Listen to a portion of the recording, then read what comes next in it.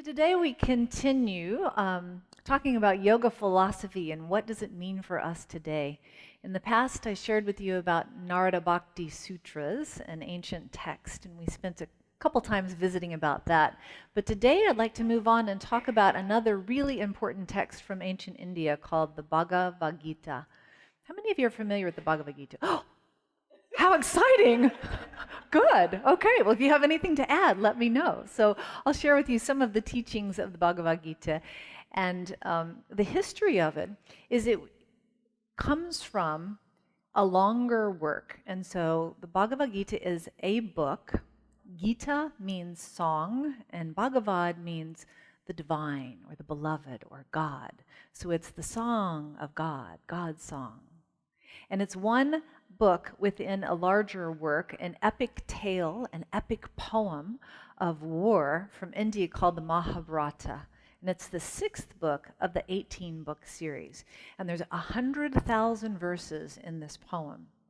It was originally written between the 2nd and 4th century before the Common Era, and it was verbally recited, and it wasn't actually written down until about between the 2nd and 4th century of the Common Era. And it was written in the ancient language of India, which is Sanskrit.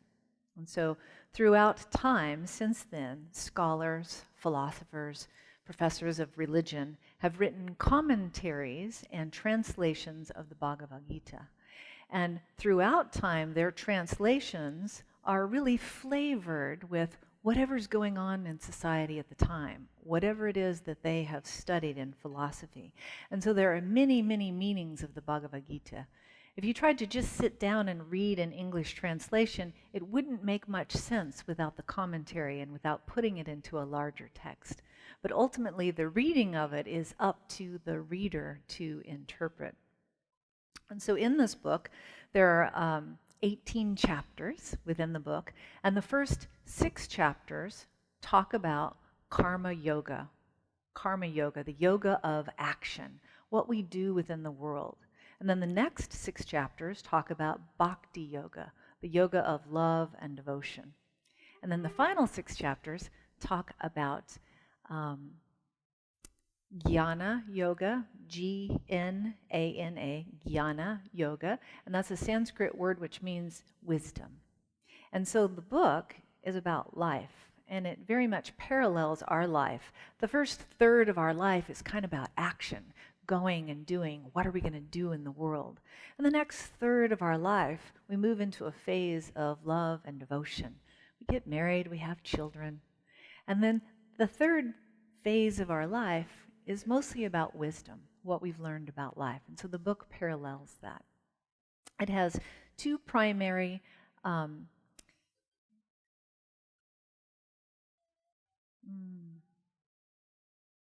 actors. We'll call them actors, 2 primary actors. And one is Arjuna, and the other is Krishna. And so to kind of put this book in context, I read once that there are more translations of the Bhagavad Gita and more commentaries on the Bhagavad Gita in writing than there are of the Bible. It's not really known in the West. I'm not surprised that in this group lots of you know it, but many people in America have never even heard of the Bhagavad Gita. And so what I'm sharing with you today is from my favorite translation. It's called Poised for Grace. Annotations on the Bhagavad Gita from a tantric point of view. And this is from Dr. Douglas Brooks. He's a professor living now at the University of Rochester. He's Harvard studied in their religion, and he's one of my teachers, and so I'm kind of partial to this book. Now, throughout Western literature, many people have said that, many writers have said that they were profoundly influenced by the Bhagavad Gita, and that includes Ralph Waldo Emerson, Henry David Thoreau, Carl Jung, many more. So let me share with you in Dr. Douglas Brooks' words, the significance of what the Bhagavad Gita has to teach us, so it can make a little more sense as we move forward. He says, the conversation, because the book is really about a conversation between its 2 main characters, Arjuna and Krishna. He says the conversation between the warrior Arjuna and Krishna is truly about everything. We learn about family and country, individual responsibility and personal ambition, the importance of courage and cowardice, success and failure, immortality and death, worldliness, and the nature of the divine. There's, like all good books, there's even time to talk about food, the value of charity, and the obligations that make up our everyday life. It is left up to the reader to decide which teachings matter most, which ones are worth taking to heart, and which ones are best to ignore.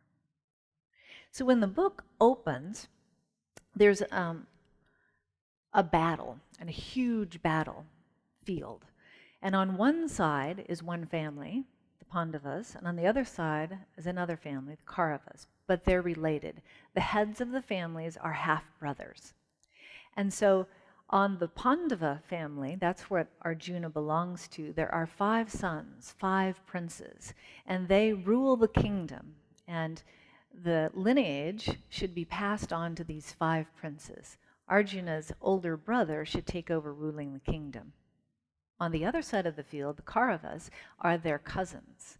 And there is one particular cousin who we'll just call him the wicked one. The wicked one. And so what you need to know prior to this, because the rest of the 18 chapters start there and move forward into just a long philosophical conversation between Arjuna and Krishna about this battle.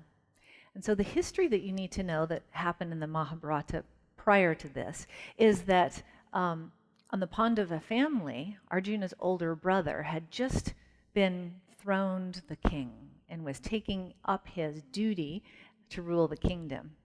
But his brother had a little gambling problem. And so he gets into a dice game with his cousins on the other side. And the wicked one, knowing that he had a little bit of a gambling problem, rigged the game. And so it came down to the last throw of the dice. And so he said to Arjuna's brother, I'll bet you ruling of the kingdom, if I win, I get to rule the kingdom for 7 years, and you and your brothers will go into exile. And then you can come back and I'll give you the kingdom back. So he rolled the dice, and of course, the wicked one won. And the Pandava family, the 5 brothers, honored the agreement, and they went into exile. They came back at the end of 7 years, and they said, here we are. We honored our part of the agreement. We're ready to take over the kingdom. And what do you suppose he said? I don't think so. And they stand for goodness, the Pandava family, and so they negotiated, and they said, well, we don't really need the whole kingdom. What if each of us simply has one village? And he says, no, I'm not going to give you anything, because the wicked one is motivated by money and greed and power. And so it comes down to this battle, and that's where the Bhagavad Gita actually starts. And so Arjuna is in his chariot. Arjuna is a great warrior, and he's the leader of the Pandava family. And he's in his chariot, and he pulls the chariot between the 2 sides of the battlefield. And he looks, and what he sees are his cousins, his uncles, his brothers, his friends, his beloved teachers on both sides of the battlefield. And no matter what decision Arjuna makes to take into war his family, people on both sides are going to die. And so he stops to contemplate, what does it all mean? What is the meaning of life? What is the meaning of death? And Krishna is an avatar. He's God come down into human form to drive the chariot for Arjuna, and he's his counselor. Now, Arjuna doesn't know this initially, and so he turns to Krishna. He's having a bit of a crisis in the moment, a little bit of doubt in his mind, and he says, I don't know what to do. And so that's where the conversation starts. So there are 4 primary teachings from the Bhagavad Gita that I'll share with you today. There's a lifetime world of teachings in the Bhagavad Gita. But the first is about choices, the second about dharma, the third about the battlefield or the field, and then the fourth is about freedom, And so the first is the choice that Arjuna has to make. Do I lead my army into war, or do I try and stop this war and prevent all of my family and friends from dying? And the decision is a hard one. It's much like the decisions that you and I have to make on an ongoing basis. Have some of you ever had some issue in your family? Something your brother might have done or your sister might have done, and now you're having to make the hard decisions for the family? And so ultimately, the decision that has to be made is the decision between good versus evil. The decision to stand up for what is right in the world. The decision to stand for the fact that there is spiritual value in life and it's worth fighting for. It's worth stepping up to. And that's what Arjuna is being called to in this choice. And so throughout this dissertation on choices, we're reminded that the path and course of our life comes from the choices that we make. Not only the big, hard decisions that we have to make that take a huge turn in the direction or path, but also in the little choices, the day-to-day choices that set the course and flavor the path of our life. Like the choice that you each made today. You got up and it's beautiful outside, and there might have been those birds singing that Josh was talking about, the sacred song that they're chanting. And there was this brief thought of, I could go to Circle, or I could go, for a walk outside. But you made a choice to come to Circle today. Something called you onto this path, and this path will lead your day in a certain direction. So choices. Dharma, the difficulty with dharma is when this word, Sanskrit is a very flavorful language. And when it's translated into English, it translates as duty. None of us like to talk about duty. Literally, it translates as your sacred duty. And that's difficult for us when we don't have a kingdom to reign to think about our sacred duty in life. But we might think of it in more modern terms as our path, our passion, our direction, what it is that we were meant to do specifically with our life. It's like the group talked about this morning, authenticity. I've been calling it this year, step into your authentic self. What is it that you are most uniquely designed to do in this life? What is the calling within your heart that is pulling you in a certain direction? And are you following that direction? One of the most prominent quotes that's quoted over and over from the Bhagavad Gita comes from the 3rd chapter. Depending on who translates it, it comes in a variety of words. But it says, it is better to do your own dharma imperfectly than to do someone else's dharma well. We might say it like, it's better to follow your own heart into the course of the direction in life that will lead to joy, even if you don't do it perfectly, than to choose a path for your life that was not meant for you, not fulfilling you authentically. So we each have our dharma in life, and we each have the calling of what the path of our life can be. Then there's the field. And there's not just the field, there's the field and the knower of the field. And so they use the battlefield as the field, but they're not actually talking about this place, which actually exists in India. They're not talking about a physical place. They're talking about most classical translators say that the field is the body and the mind, and that the knower of the field is the witness consciousness that watches the mind and observes the body. Dr. Douglas Brooks has a translation that says, the field is actually the battle that goes on within your own mind on a daily basis. You know, we play every part in the Bhagavad Gita in our own lives. Inside your mind, you have the wicked one that wants to rig the dice, take a chance, make some money, take over the kingdom. And then you have Arjuna that wants to do what's right, what's just, to stand up for what will live on for generations. And so we each have this field of awareness, and then we have the soul, or the deeper self, or the most authentic self, that is the witness consciousness that watches this battle. You have that in your mind. and you're making a decision, and you can see this whole scene being played out in your mind. Who's going to live and who's going to die? What choices are going to be made and what choices are not going to be made. So the field and the knower of the field. And then the fourth teaching is about ultimate freedom. And in Sanskrit, this is called svatantriya. Svatantriya. And it's the ultimate freedom that each and every one of us has the power to choose the course of our life. The ultimate freedom to make each choice. Krishna says it this way in the 18th chapter. Towards the end, they've been talking, and then 18 chapters later, Arjuna says, so what should I do? And Krishna says, do as you wish. Ultimately, it's your choice. And then Krishna goes on to say, each of us are sufficient to our own joy.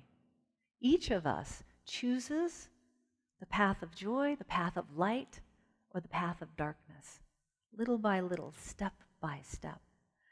So it's a remembrance of that ultimate freedom. I was thinking of that when Josh was singing such a beautiful song, I'm like a leaf blowing in the wind. That's what we're each like.